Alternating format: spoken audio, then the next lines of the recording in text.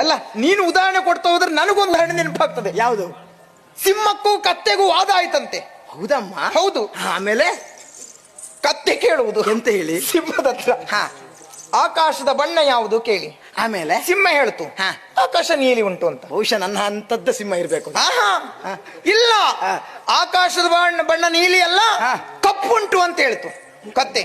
ಕತೆಯ ವಾದ ಆಯ್ತು. ಆಮೇಲೆ ವಾದ ಆಗಿ ನೇರವಾಗಿ ಅರಸನ ಬಳಿಗೆ ಬಂದು ಎರಡು ಬಂದ್ಕೊಂಡು ಅರಸನ ಬಳಿ ಹೇಳಿದು, ಹೀಗೀಗೆ ನಮ್ಮಲ್ಲಿ ವಾದ ಆಯ್ತು.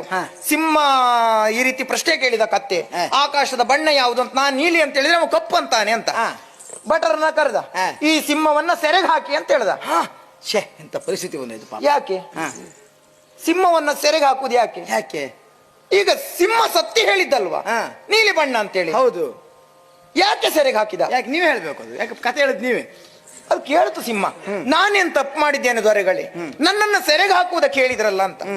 ನೀನು ಕತ್ತೆ ಹತ್ರ ವಾದ ಮಾಡಿದ್ದೆ ತಪ್ಪು. ನನ್ನ ತಪ್ಪು ಇದೆ ಆಯ್ತಮ್ಮ. ಕತ್ತೆ ಹತ್ರ ವಾದ ಮಾಡಿದ್ದೆ ತಪ್ಪು. ಅದು ಕತ್ತೆ, ಅದು ಆಕಾಶ ಬೆಳ್ಳಗಿದೆ ಅಂತ ಹೇಳ್ತದೆ, ಕಪ್ಪು ಏನು ಹೇಳ್ತದೆ? ಯಾಕಂದ್ರೆ ಅದು ಕತ್ತೆ. ಇಷ್ಟು ಹೊತ್ತಿನ ಹೇಳಿದ ಉದಾಹರಣೆಗೆ ಇದೊಂದು ಸರಿ ಕೊಟ್ಟಿದೆ. ಅಲ್ಲ, ನನ್ನ ತಪ್ಪಾಯ್ತು.